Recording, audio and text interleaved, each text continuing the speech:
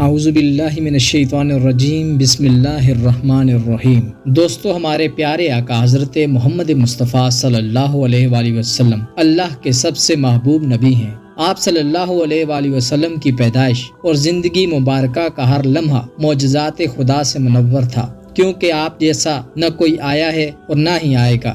حضرت حسان رضی اللہ تعالی عنہ جو اسلام کے پہلے شاعر تھے، حضور نبی کریم صلی اللہ علیہ وآلہ وسلم کی شان اقدس میں یہ نعتیہ کلمات پڑھتے تھے کہ حضور آپ جیسا حسین و جمیل نہ کسی ماں نے جنا ہے اور نہ ہی کوئی ماں جنے گی۔ جب نبی کریم صلی اللہ علیہ وآلہ وسلم اپنی والدہ ماجدہ حضرت بی بی آمنہ سلام اللہ علیہا کے شکم مبارک میں تھے تو بی بی آمنہ کی پیشانی پر نور کی مانند چمکتے دکھائی دیتے۔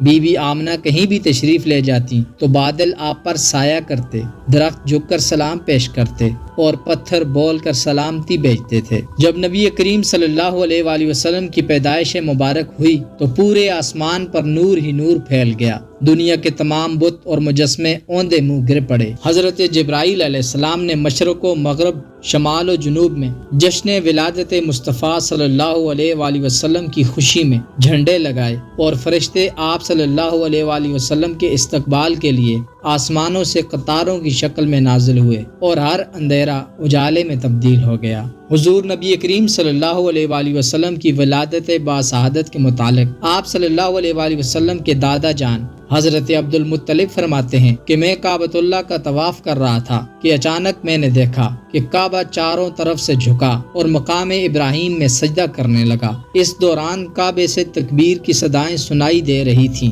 پھر میں نے دیکھا کہ کعبہ سیدھا کھڑا ہو گیا اور اس سے آواز آئی، سب تعریفیں اس اللہ کے لیے ہیں جس نے مجھے محمد صلی اللہ علیہ وآلہ وسلم کے ساتھ مخصوص فرما دیا۔ حضور سرور کائنات صلی اللہ علیہ وآلہ وسلم کے دادا جان فرماتے ہیں کہ میں نے ارکان کعبہ کو آپس میں ایک دوسرے پر سلام بھیجتے سنا۔ جب میں باب صفا سے باہر کی جانب گیا تو زمین کی ہر چیز مجھے تکبیر و حمد کرتی دکھائی دی۔ پھر میں نے یہ آواز سنی، قد جاءکم رسول اللہ، یعنی تمہارے پاس رسول اللہ صلی اللہ علیہ وآلہ وسلم تشریف لے آئے ہیں۔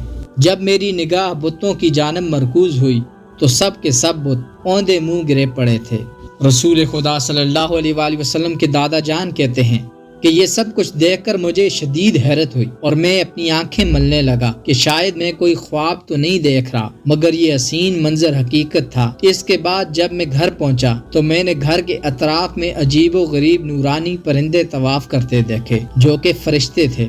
گھر کے اندر سے مشک و عنبر سے بھی میٹھی خوشبو آ رہی تھی۔ میں نے دروازہ کھٹکھٹایا تو میری بیٹی آمنہ سلام اللہ علیہا تشریف لائیں اور دروازہ کھولا۔ حضور سرور کائنات صلی اللہ علیہ وآلہ وسلم کی والدہ ماجدہ حضرت بی بی آمنہ علیہ السلام کی پیشانی پر ایک نور چمکتا دکھائی دیتا تھا۔ حضرت عبد المطلب رضی اللہ تعالی عنہ فرماتے ہیں کہ میں نے دیکھا کہ بی بی آمنہ کے چہرے پر کوئی ضعف یعنی کمزوری وغیرہ کا اثر نہیں تھا اور بی بی آمنہ کی پیشانی سے جو نور چمکتا دکھائی دیتا تھا وہ نظر نہ آیا۔ حضرت عبد المطلب نے پوچھا، بیٹی آمنہ تمہاری پیشانی کا نور کہاں ہے؟ تو بی بی آمنہ فرمانے لگی کہ اے میرے بابا، اب سے کچھ دیر پہلے میں نے ایک بچے کو جنم دیا ہے، وہ نور میرا بیٹا ہی تھا جو اب دنیا میں تشریف لا چکا ہے، اس لیے پیشانی پر وہ نور دکھائی نہیں دے رہا۔ حضور سرور کائنات صلی اللہ علیہ وآلہ وسلم کی پیدائش ایک معجزہ تھی۔ آپ کی والدہ کو بچہ پیدا ہوتے وقت کی تکلیف محسوس تک نہیں ہوئی اور آپ صلی اللہ علیہ وآلہ وسلم بالکل پاک و صاف چمکتے ہوئے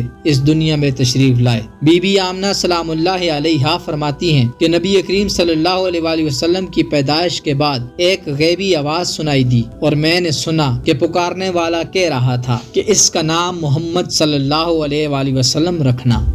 یہ بچہ وہی ہے جس کا ساری دنیا کو انتظار تھا، جو دنیا کے اندھیروں اور کفر و جہالت کا خاتمہ کرے گا۔